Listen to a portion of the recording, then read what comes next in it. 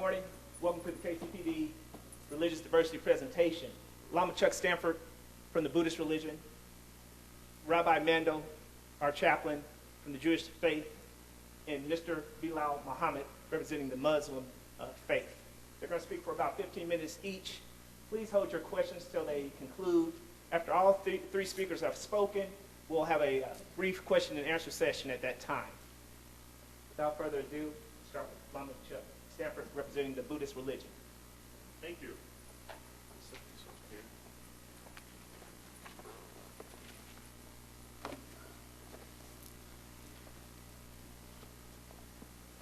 Well, thank you. It's a real pleasure to be here today. I'm honored to be asked. I was recommended by my very, very dear friend, that I know many of you know, Alvin Brooks, who's one of the police commissioners.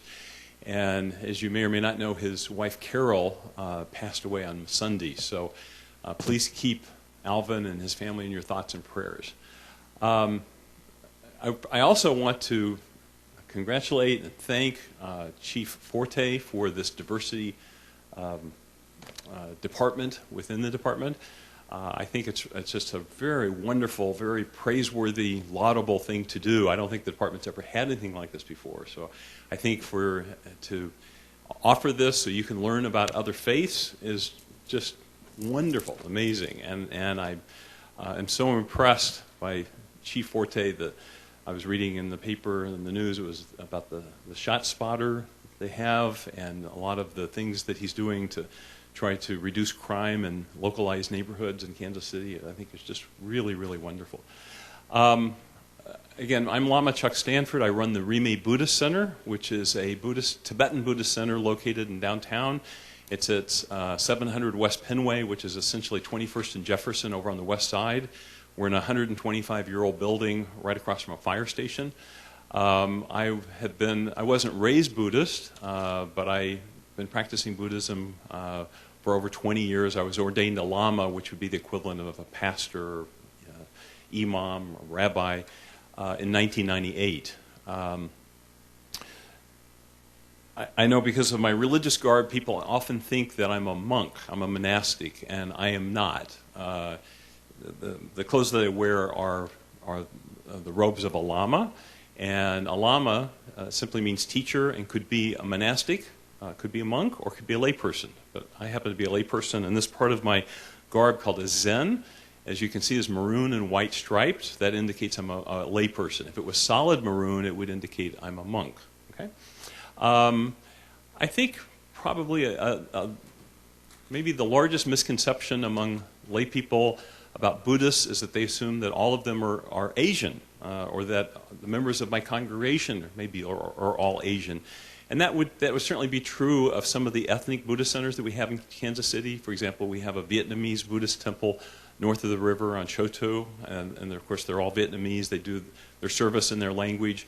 Out in Olathe, you might have seen in the news a few years ago, they were in the news. They were having trouble getting zoning for a new temple. There's a Laotian temple, because they do it in their language, and there's a Chinese temple out in Leawood. We are a Western temple, and so all of my congregation would look very much like all of you, just a cross-section of demographics, young people, old people, blue-collar, white-collar, young people, old people. So I was told to tell you a little bit about Buddhism today. Buddhism is the world's fourth largest religion in the world. Christianity is first with about 2 billion practitioners. Islam is second with about 1.5 billion. I don't know, Bilal can probably tell you better than I. But something right around there. And Hinduism is third. Buddhism is fourth, with about 360 million practitioners worldwide. And it really is a child of India. There was a historical person founded by a historical person by the name of Siddhartha Gautama, who lived 500 BCE, before the Common Era, before Christ. And resulted in this religion today that we call Buddhism. And although it was a child of India, and the Buddha taught for 45 years traveling all over India, today Buddhism is really a minority religion in India. In India, it's about 80% Hindu and about 20% Muslim, and Buddhists are just a tiny, tiny fraction. I think to understand Buddhism, I'll just make some rather large general statements, but realize I'm painting with a very large paintbrush. And first of all, Buddhism is a non-theistic religion. Some people call it atheistic, and I don't think that's quite right. Most religious scholars would term it non-theistic, and people always ask, well, what is non-theistic? Well, as you know, theism is a belief in God, and atheism, that's a belief that God doesn't exist. Well, non-theistic is somewhere in the middle. We neither profess, the Buddha never professed a belief in God, nor denied his existence. And within Buddhist cosmology, there really is no role for a creator-type God. It just doesn't quite fit, okay? So therefore, Buddhism has no gods, no saviors, or prophets. So we say, therefore, we are a non-prophet religion. Okay. Some work better than others. And I think another misconception is the Buddha is not viewed as a god or a savior. He's not worshipped. He's not prayed to. He's viewed merely as a mortal human being who went on a spiritual search like many of us, and through his own efforts attained what we call enlightenment. So therefore, there's really no prayer. There's no worship in Buddhism either. Buddhism doesn't believe in creation as described in the Bible, which most of the monotheistic faiths believe in. We have a whole other doctrine to explain why and how things exist in the universe. It's relatively free of dogma compared to other faiths. It really has no blind faith at all. In one of the very famous teachings, is that for me? After the Buddha gave this teaching, he said, don't accept these teachings out of respect for me. Don't expect them just because I said this, because I said it's true. But examine it like a goldsmith would examine gold. And only when you know there's some value, there's some truth in it, only then accept it. So Buddhism really encourages its practitioners to question, to be skeptical. Some people have a mistaken notion that Buddhism came out of Hinduism, and that's really not true. They're two separate and distinct religions. One of the tenets, I would say, or one of the important aspects of Buddhism is not only do we deny the existence of a soul, which you find especially in Christianity, this idea of an eternal soul. We don't believe there's such a thing as an eternal soul. We don't even believe there's a self, this thing that you call self. Lama Chuk, we believe that that's just really kind of an illusion, that is just a series of mental constructs. It doesn't really exist. And I know that may be confusing to you. One of the other aspects of Buddhism is I was raised in Christianity. I left the faith as a teenager, and one of the things that I was taught, at least in the Christian denomination I was raised in, was about original sin, and that man or woman's basic nature is bad or evil, needs to be saved, going back to the time of Adam and Eve. Excuse me. Buddhism's belief is almost the opposite of that. We believe our man or woman's basic nature not only is good, but in fact enlightened. Something we call Buddha nature, and it's our potential to attain enlightenment. And finally, Buddhism believes that I would say a lot of its beliefs or tenets are based upon one's own experience. I mean, there is a body of teachings, but it's based upon one's own experience. And the other thing I might say is people often ask, is there anything like a Buddhist Bible? Like in Judaism, they have the Talmud, and in Islam, they have the Quran, and Christianity has the Bible. And do we have a book like the Buddhist Bible? And the answer is no, there is not a single book. The teachings of Buddhism comprise literally hundreds of volumes, and many of it have been translated into English, but I don't know of anywhere it's complete outside of a monastery or a temple. And collectively, it's referred to as the Pali Canon. Pali being the language, the common language at the time the Buddha taught. Canon means collection of works. So what the Buddha taught was, his very first teaching, known as the Four Noble Truths, is that life is characterized by dukkha, or suffering. You might translate that as just as unsatisfactoriness, that it's possible to end suffering, the second is the cause of that suffering. What is the cause of it? The third is that it's possible to end suffering. And the fourth is the path that leads to the ending of suffering. And so, just kind of in a nutshell, what that is about is the first noble truth. The Buddha recognized that everything in this phenomenal world is impermanent. Nothing lasts. He said whatever is built up eventually falls down. Whatever is stored up is eventually exhausted. And whatever is born one day will die. So everything in the phenomenal world is impermanent. Our jobs are impermanent. Our loved ones, our relationships, everything is impermanent. We desire things that we can't have, or we desire things that we once had that we lost, or we're exposed to people or situations that are unpleasant to us, or we are exposed or we're separated from people that we do enjoy being with, or loved ones. I work with inmates in prison, and that's certainly the case with them. And so we tend to think that all of our unhappiness is caused by all of these situations out there in the phenomenal world. And the Buddha said, no, you've got that wrong. It's not the things out there, but it's in here. It's your own mind. It's the clinging and grasping of your own mind, not accepting the fact that the world is impermanent. And so the second noble truth is identifying what that cause is. And he said it's the clinging and grasping of our mind. We tend to cling and grasp at things that we think will bring us happiness, and we reject things that we think will bring us pain. And then the third noble truth is that it's in fact not only possible to end suffering, take a temporary vacation from it, but to end it permanently. And then the fourth noble truth is the path that leads to the ending of suffering. And in Buddhism, the main spiritual practice is meditation. And we believe it's through the meditation practice that we can cut the clinging and grasping of our minds. I know this is to help all of you learn how to deal with Buddhists. If you encounter Buddhists on the street, you probably would not know them any differently than, a Christian or a Jew or Islam, Muslim. I know my Sikh brothers and sisters, they wear turbans, so they can be identified. But Buddhists, you probably can't. But I would ask if you happen to find that you have pulled over a car and the driver is a Buddhist, that I ask that you would give them a warning ticket rather than a ticket, especially if it's me. So how are we doing on time? Who's the timekeeper? How much time have I got? 3 minutes? Okay. If nothing else you take away from this today, the one thing that I think you should know about Buddhism, I practice Tibetan Buddhism, which you might associate with the Dalai Lama. And you often hear the Dalai Lama say, try to help other beings, be as kind and compassionate as possible. And if you can't do that, at least don't harm them. And so Buddhism places great emphasis upon a Sanskrit word known as ahimsa, which translated means non-harming. And from the Buddhist perspective, we recognize that it's impossible to be alive in this world without harming other beings. And we're talking about all beings, animals, insects, going all right down the food chain. And so Buddhism places great emphasis on kindness, compassion. So if you take nothing else away from this today, if you understand that from the Buddhist perspective, there's great emphasis placed on kindness and compassion. You often hear the Dalai Lama say, my religion is one of compassion. Time up? Oh, I got more time?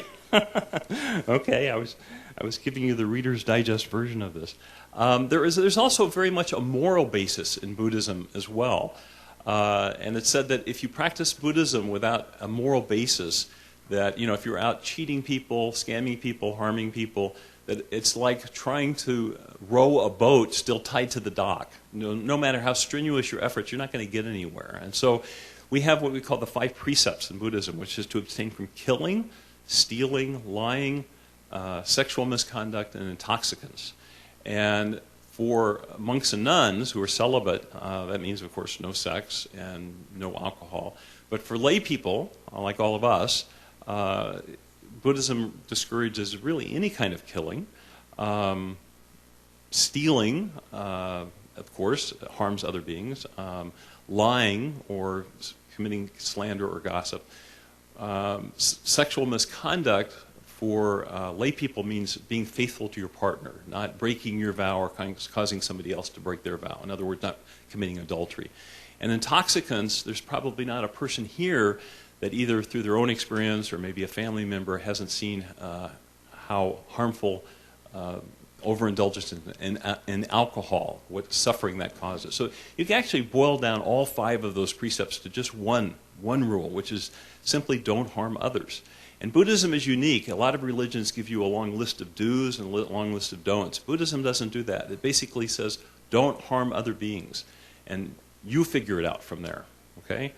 So it really places a lot of responsibility upon the individual. So I see I have 1 minute, but I think I'm finished. So I thank you again. Total respect to Chief Forte for offering this, doing this diversity department, and for having you guys learn about different faiths today. So thank you, Chief.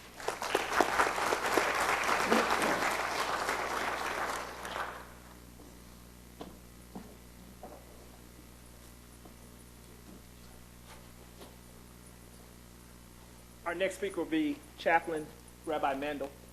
I'm going to try from here. We'll see how we do. I just had some work done on my knee, so I may have to sit at some point. Good morning. I guess I'm the one inside job. I've been a member of the department as a chaplain since 1987, and I guess my claim to fame is I'm the longest sitting chaplain in the history of the department, and that's a real privilege for me, especially now that I've retired from my pulpit after 35 years. This is one of the few jobs that I still have left. So I'm very glad to be here with you today. I teach a course each fall at Rockhurst on Judaism 101, I guess. And I always say in the first lecture, I don't know how I'm going to cover Judaism in a term. So now I've got 15 minutes, 14 probably by now minutes, so it's going to be kind of difficult. But let me just try and, with a big brush, to touch on a number of important things. Judaism is the parent religion of Christianity. We were there for the last 4,000 years. Christianity was born out of Judaism some 2,000 years ago. Of course, Jesus was a Jew, and the rest of the story you know. Judaism is a monotheistic religion, meaning we believe in one God. We don't believe in the Trinity or Jesus as being a divinity. We believe simply in what Christianity we call God the Father. Our religion is one of good deeds and actions. In some ways, even the more traditional ends, and Judaism has flavors, just like Heinz and used to say Howard Johnson ice cream. No one knows what I'm talking about now, but Heinz with its many flavors, Judaism has multiple movements and philosophies within it. But theologically, Judaism does believe that everyone has salvation. You don't have to be Jewish to get heaven. We believe salvation is something that's open to all people that are basically good human beings that follow ethical and moral codes of conduct. Actually, we're tougher on ourselves.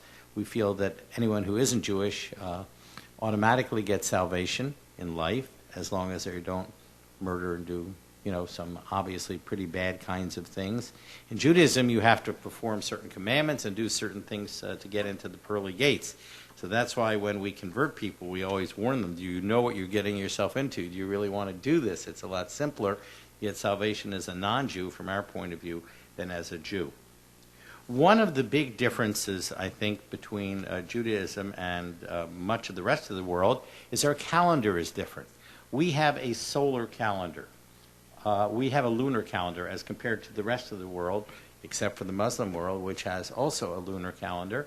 Our calendar goes by the moon, not by the sun, and that's why you will see each year, like our holidays may occur in high holy days may occur in September, they may occur in October. They're within 2-3 weeks of where they are the previous year.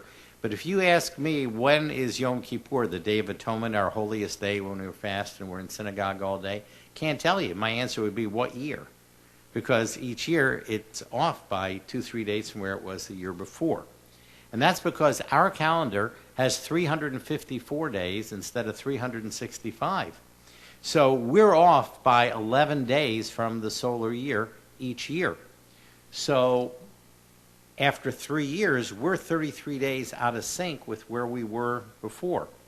Now, the difference between the Muslim calendar and our calendar is we adjust our calendar. Because if you don't adjust, as the Muslim world does not, their calendar floats. So Ramadan is right now in July, and 10 years from now it may be in January. They just keep floating because they're off 11 days every year. Some of our holidays are tied into seasons.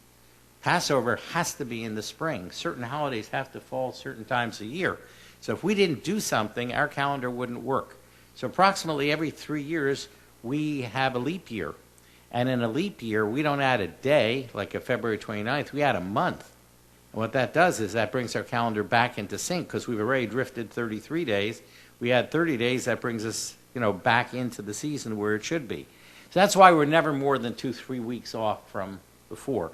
But our calendar is different, and that's why we function differently. This sounds weird, but I'll put a question out there. When's Easter? It's the same thing. You can't give me a date for Easter. Easter also is determined by when the first moon of this, that, the other. Easter can be in March. Easter can be in April. There is one Christian festival which floats, and that's Easter. Very similar to when our calendar is. And originally Easter was established to be connected to when Passover was. And it still is in the Greek and Russian Orthodox Church. So that's how our calendar works, and that's why our high holy days can be super early, like they are this year, like the 4th and 5th of September. They can be the 5th, 6th of October. That's about as far out as they can be. But we drift 3-4 weeks each year. I want to touch a little bit on the holidays, because you'll hear these things from Hallmark. You'll hear it on TV. The evening news will say that is the holiday. So I thought it would be good just to touch on what some of our major holy days are in the Jewish calendar. They're the high holy days, which is our, I guess, Christmas and Easter, in the sense that that's when churches are packed, and that's when synagogues are packed. That's when ministers and rabbis get to see who's really in their congregation. Oh, yeah, I remember you from last year, kind of thing. We're very similar in that sense. In any event, our high holy days are always either in September or in October. It's a 10-day period. It begins with Rosh Hashanah, and you should recognize the word just from the evening news and so on. That's our Jewish New Year. We have a new year that starts every fall each year, and begins a 10-day serious period of time. A period of introspection, and we believe that our lives are judged during those 10 days. We pray for another year of life and so on. And it begins, as I say, with Rosh Hashanah, and it's within the traditional Jewish community. It's a 2-day holiday, and 10 days later is Yom Kippur, the Day of Atonement, which is our holiest day of the year. It's a day of, you're in synagogue most of the day. It's a 25-hour fast. Real serious kind of stuff. I guess the closest thing in Christianity might be Easter, which is also a very serious, holy kind of day. And we ask for forgiveness of our sins, ask for another year of life, and when the day is over, that concludes this 10-day period of introspection and so on in the fall. Just a few days later, after that, we have a fall holiday, which is somewhat similar to Thanksgiving in some ways. It's Holiday of Tabernacles, or Sukkot in our calendar, where we go out into nicely decorated booths with their decorated fruit and vegetables. We eat out of doors. It's sort of like a fall harvest kind of holiday. These are all holy days, meaning that observant Jews don't work on these days. They don't go to school. They don't go to work. If you're really observant, they don't drive. They'll walk to synagogue and so on. But this is a happy holiday as compared to the serious holidays of the high holy days. It's a joyous holiday. It's a fun holiday for kids. And at the end of the holiday, we have one day known as Simchat Torah, where we march around the synagogue with our scrolls, and it's begin the reading of the scrolls again for the next year. Kids have a really good time, and it ends this very serious series of Rosh Hashanah, Day of Atonement, Sukkot, and that's kind of the 3 weeks after we start, and we've had it up to here by this point with all this intensity. That's the end of all of our fall holidays. Now I'm dealing, they have the handout? Okay, so then I'm jumping, these are serious, these are heavy-duty holidays. I'm jumping all the way to Passover come spring, March or April, depending on our calendar, which is a holiday of freedom. Exodus from slavery in Egypt, home holiday. There are a lot of home celebrations, Passover meals at home, special food, and so on. Deals with liberation, freedom, that everyone has a right to be free. Some of the black spirituals originally came out of some of the Passover experience, Go Down Moses and so on, came out of this experience, and it's the second of 3 pilgrimage festivals. On your list, you see Tabernacle, Passover, and Pentecost. These are 3 pilgrimage festivals. They're called that because pilgrims, not the pilgrims in this country, but Jews would go from all over the world to Israel, usually on foot, or if you were lucky, by horse, thousands of years ago to go to the temple to celebrate these three holidays, which are holy days, but very much of a happy nature. And the third of that is Pentecost, which is 7 weeks, like the Pentagon is seven-sided. The 7 weeks after Passover. Some churches, I think, celebrate some form of Pentecost. For us, it's the celebrating of the giving of the Bible by God to Jewish people. Again, this is a very short holiday. It's a 2-day holiday, but again, a holy day in that people do if they're observant. And these are more of a serious nature, maybe joyous, but of a serious nature. And on the last page are fun holidays. And even though Hallmark and Mattel and all these people would like you to think that Hanukkah is the most important holiday of the year, it's about as important as Flag Day. Remember Flag Day when you were kids? I think in school we had an assembly or something like that. Hanukkah is a fun holiday. It's a work day. It's a regular day of the year. Has an important message. Is that fine? Great. I'll be done before. Hanukkah is a happy holiday. It's one of religious freedom. Jews were being persecuted by the Syrians. Gee, that hasn't changed. There was trouble in Syria then. We still have trouble in Syria now. And the Jews became victorious and cleansed the temple and became free and so on. It's a happy, joyous holiday. And interesting enough, even though everybody thinks of this as a gift-giving holiday, it wasn't originally. I mean, in Europe, the kids would get a few pieces of candy or something. Now it's become a Christmas substitute. And in the spring, we have another minor holiday called Purim, which is also a religious freedom kind of holiday. These are fun holidays. They're work days and family gatherings, but not of the serious nature that these others are. As far as the department is concerned, we're talking about pulling people over and so on. You know, observant Jews will wear a head covering. Observant Jewish women, much as different, but in some ways similar to the Muslim faith, really observant married Jewish women may have a scarf or a head covering or a wig as a sign of modesty. There is sensitivity, and I guess that's the word that you need to use. That's what we're all about here today, that very pious Jews, and there aren't a lot in Kansas City, maybe a couple of hundred out of the 20,000 Jews that are in the community, are very careful about contact between the sexes. So, you know, if someone were to arrest a female or vice versa, touch can become an issue among the very pious, and this might be true in some of our sister religions as well, too. It's just to know it and to be careful with these things, because we're living in times where people are very sensitive about these issues, and Judaism is no different than any other religion. We have sensitivities in these areas, and we all have to be careful with these things. So that's more or less my, I did it, 15 minutes for 4,000 years, not too bad. Thank you all.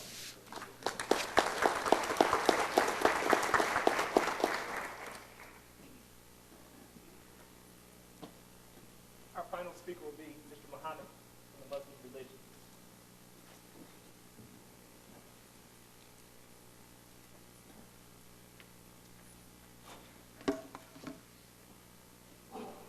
Morning.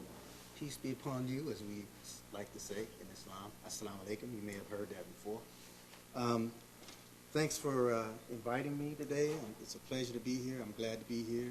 As the rabbi mentioned, this is the month of Ramadan. This is the month when Muslims fast from dawn to dusk, from food, from drink, and from sexual relations with our wives.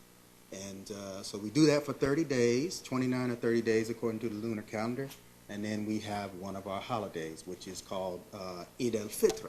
And Eid al-Fitr just means a return to your natural life. So during the month of Ramadan, the fasting actually is done so that we can get in better contact, back into better contact with our natural selves. So let me tell you a little bit about myself, just because I think it might help you understand just the diversity of Muslims. I became Muslim in 1979 while I was attending college at Southern University in Baton Rouge, Louisiana. I was attracted to the religion because of the equality of humans, the equality of the sexes, the concept of God, and the concept of Jesus. So from that time on, I've been Muslim, been practicing Islam. I'm a veteran, and a retired firefighter. I worked in Olathe, the city of Olathe, as a firefighter for a little better than 25 years. And last year, I taught school at an Islamic school. I taught American government and Constitution, and enjoyed that, but missed the money in the fire department. So I'll tell you a little bit about, I don't know if I thanked Captain Haley and the chief for having me here today, so I want to do that. I don't want to miss that. Tell you a little bit about the holidays that we have. We have 2 holidays, as I mentioned. One of them comes after Ramadan, and we go by the lunar calendar, as the rabbi mentioned. He said they had 354 days in their calendar. We have 355 days in our calendar. Ha ha, rabbi. Got one more day. And then we have a holiday after the pilgrimage, which, one of the pillars of Islam. Muslims have to make the pilgrimage, if they can afford it, to Mecca. And in Mecca is this shrine that was built by Abraham, the Abraham of the Jewish faith and the Christian faith, and his son. And it is known as the first house of worship dedicated solely to one God, to monotheism. So we go there if we can afford it during our lifetime. I was blessed to go there in 2003 with about 30 other people from our mosque. And those are the 2 holidays that we have. And Muslims, those are holidays that we really, really revere, and we hate to miss our gathering. On those days, we have a congregational prayer. Usually we'll rent out Bartow Hall, and lately we've had to have something like Bartow Hall and the convention center, part of the convention center in Overland Park, to accommodate the Muslims in the area, because everybody comes out on those days. All family, everybody comes out. So those 2 days you'll find, your employees or your workmates, they really want to be off on those days. And also on Fridays. Fridays, now it's a little difficult for us to be off every Friday, but really, according to the Quran, we're supposed to be off and off of work and attend a congregational prayer on Fridays. Now, I know that's difficult. Like I said, I was a firefighter for 25 years, and that's not always possible when you work public service, especially police department and fire department. But the fire department tried to accommodate me, and our shifts were much better than police shifts too, right? Yeah, we got quite a bit of time off, but we appreciated working with the police department. We would go into the grocery store sometime and shop for lunch, and little children would go, Mom, there goes a policeman, there goes a policeman. And we go, no, we're the good guys. Anyway, those 2 holidays and the Fridays are the times that Muslims would like to be off of work. So if you have those employees that request those days off, know that they're not just, trying to giving you an excuse to be off. And like I said, I know it's difficult in public service for someone to be off every Friday for a couple hours, not the entire day, a couple hours. After the sun begins to decline from the zenith point is when the congregational prayer time comes in. And then the short talk, half an hour, 45 minutes at the most, and then it's over and they can go back to work. There are some things that are maybe touchy and maybe offensive, but the Muslim community in Kansas City is really, really diverse. I mean, we got people here from everywhere. I mean, Malaysia, Indonesia, Somalia, Kenya, you name it. People are here from everywhere. And some of the customs are different. I mean, one of the things that you learn when you go on the pilgrimage to Mecca is that the world is a lot different.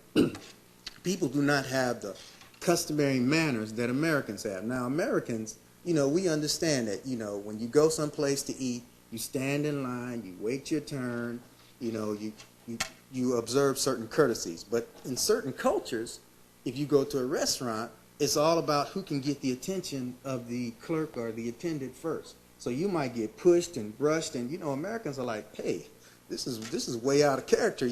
Sometimes that kind of thing can bring about a fight. So customs are different. To them, it's totally no big deal.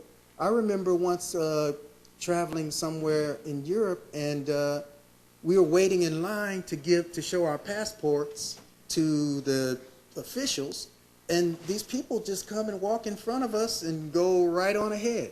And I understood afterwards that according to, I think this might have been, I don't know if it was France or it might have been France, the understanding is that if you're late for a flight, then this is just okay. People nobody said a word about it. And we thought, man, that's rude. But we understood later that that's part of the custom. So there's a huge diversity in the Kansas City area. Muslims will not want to be, the women will not want to be, exposed. Many of the women wear headscarves, some of them don't. They won't want to have their body exposed. If they are stopped by the police, or arrested or whatever, they won't want to be, searched, especially by a male. We know you have to do what you have to do, but they won't like that. And those are the big things. Another big thing might be that when something happens in the world that's a terrorist act, Muslims don't like to have all of us lumped in that category. There are people with problems in certain sections of the earth. They just have problems. I mean, whether it's caused by internal or external things, they just act out. We can't figure out what, drives them to do some of the things they do. But we don't like to be all lumped in that one category. I remember I was the imam, the leader at a mosque in Midtown for about 14 years. And I remember when the Murrah building was bombed in Oklahoma. And we got a phone call. And the voice on the other end said, if anything like that happens again, you guys are next. And so, that's sometimes the kind of thing that we get because people tend to lump all Muslims together. But I'm an American-born person. I grew up in America. As I said, I was a veteran. I served in the fire department. All my children are Muslim. They've gone to college or are going to college. American Muslims are a little different. And you'll find American Muslim, a growing number of Caucasians, especially Caucasian women, are becoming Muslim. And one of the brightest scholars in America is a man whose name is Hamza Yusuf, who's a European, bright young scholar. He has started a Islamic institute in California called the Zaytuna Institute. So you'll find Muslims of all different races, all different colors, all different ethnic backgrounds. And pretty much the thing that we don't want is to be lumped in with everybody else around the world when something happens in Afghanistan or in Russia or Pakistan or Uzbekistan or wherever. So those are the kind of the big things. I think I pretty much hit it. So why not call it good? Thank you very much.